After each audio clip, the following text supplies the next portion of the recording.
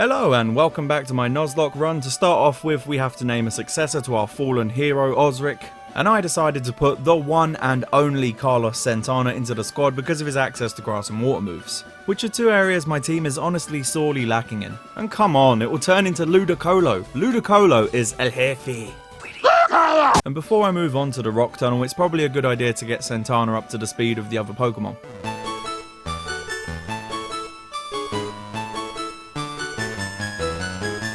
Santana, of course, during the level grinding evolved into a Lombre, and he can only turn into a with a Water Stone, so I'll definitely be doing that as soon as I get to Celadon City.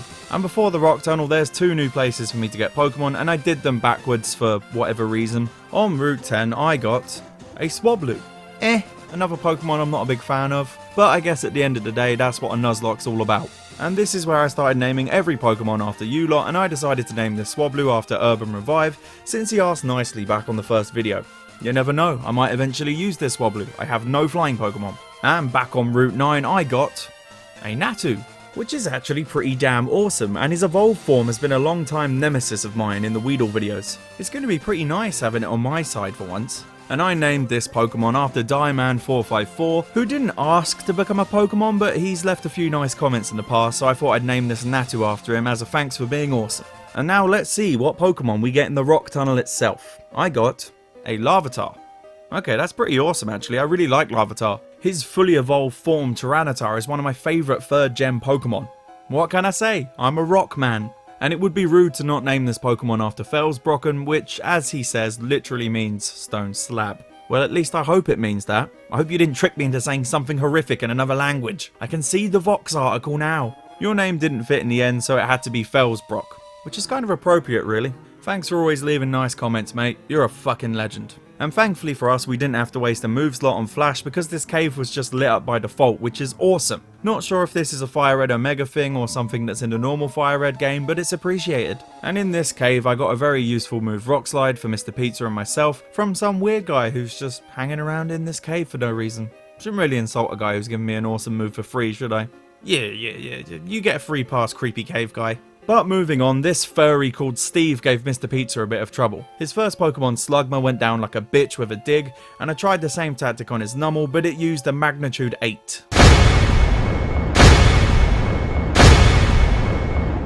Jesus Christ, that's an alarming amount of damage. I didn't even know you could hit people when they were using dig. I'm getting the fuck out of here. To infinity and beyond!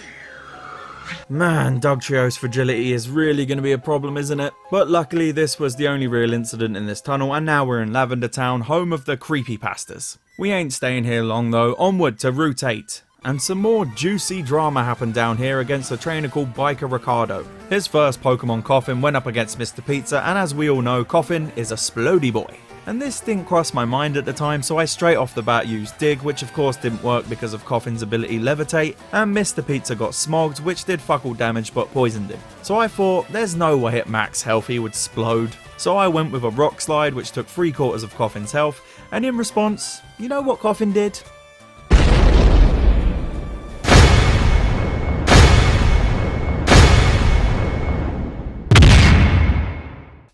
Why did you have to explode? Fucking splody boy! Oh, poor Mr. Pizza. I'm sorry you didn't have a very long run, mate. I feel like you jinxed yourself with this comment.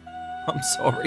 Well, with Mr. Pizza gone, I think it's time to put Felsbrocken in the squad. It's your time to shine, my dude. Hopefully you'll have a much longer run than most of my other Pokemon. I'll level up Felsbrocken a bit when we get to Celadon City. Don't ask me why I didn't catch a Pokemon on Route 8. I did later, but whatever. I went straight to Route 7 where I got a Hoppip. I mean, I kind of dig how derpy Hoppip is, and it's Jay-Witt's signature Pokemon. It's like his Weedle, so I can kind of appreciate that about it. And Jumpluff is pretty cool. It was the first shiny Gen 2 Pokemon card I ever got. And I named this Hoppip after Robin ZYZZ. Yeah, I said it like that. I'm English, alright? We say Z, alright? Robin is another regular in the comments section. Thanks for that, my dude. After heading through Celadon City, I went to Route 16 to get Fly, even though I don't have no flying Pokemon in my squad. And I decided here that I'm not going to catch anything in the grass, and I'm going to wait till I get the Pokeflute. So I can get a Snorlax and name it after Brett Letwin, a awesome dude who always leaves nice comments, and he has a Snorlax as his profile picture, so I thought it would be ideal, and a good way to thank him for being a top lad. After this, I went to the Celadon City shop to get a water stone for Santana so he could attain his most powerful form.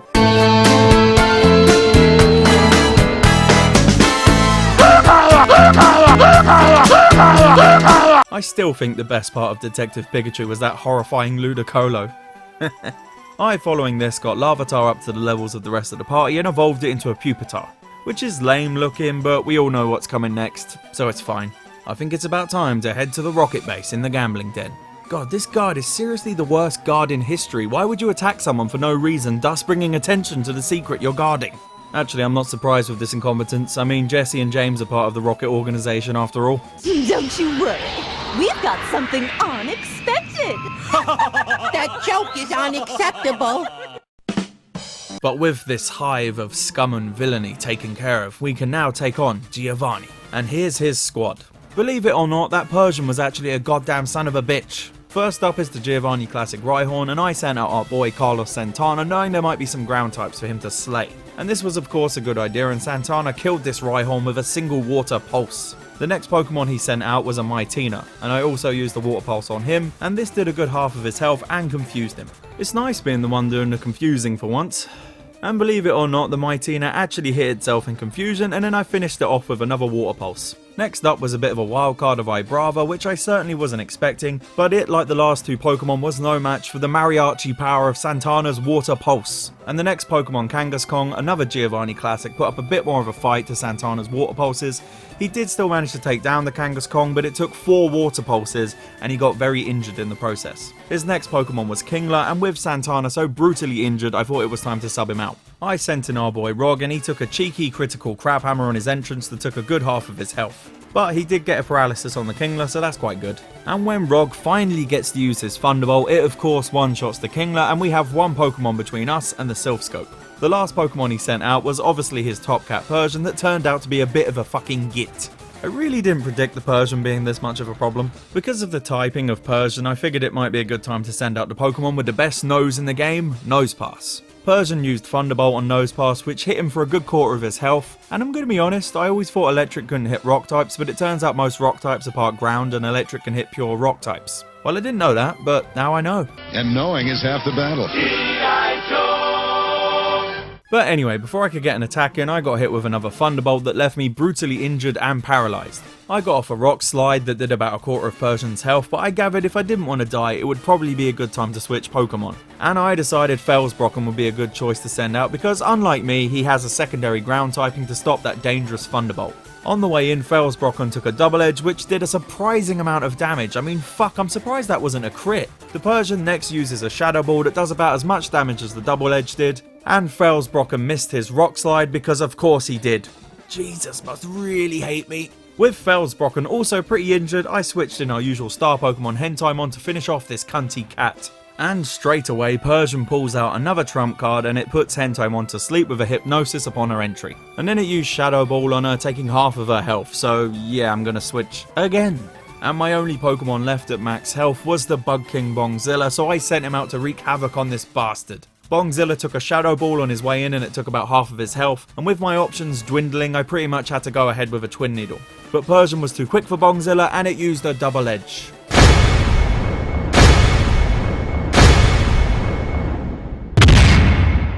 No. No! Unacceptable! Unacceptable! This can't be happening. My number one bug boy. You goddamn son of a bitch! Rog, kill this punk ass bitch! Take an ice punch, you absolute bloody bastard! God damn it, how are you still alive? You think you can electrify the king of electricity? Take another ice punch! I've got a question for you, Persian. What killed the dinosaurs?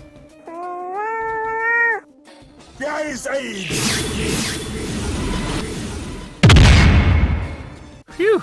It's finally dead. Who would have thought a Persian would be so powerful? I guess I've learned to never underestimate your opponent. Now let's lay to rest the best bug boy a trainer could ask for. Bongzilla, I can't believe I let this happen to you. I'm gonna end up like one of them broken cops in a TV show that drinks away the pain because he thinks it's his fault that his partner died. I mean, it was my fault. And I'm already an alcoholic. I don't know, maybe my drinking will get worse. I just want to do something in Bongzilla's honour. I would like to pay tribute to our fallen buggy hero. Salute. Goodbye, Bongzilla, buddy.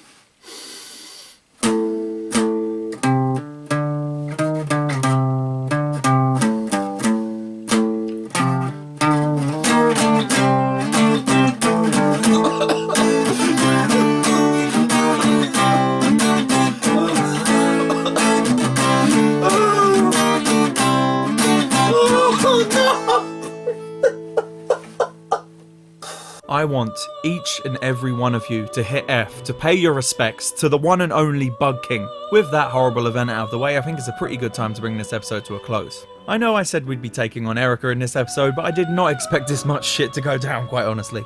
In the next episode, we'll be taking on our rival in Lavender Town and actually taking on Erica. And don't forget to like the video and leave a comment because it really does help the channel out. God, I don't like saying that. I feel like a real YouTuber. Ugh. But you know, do that shit, please. Anyway, thank you for watching, and I will see you later.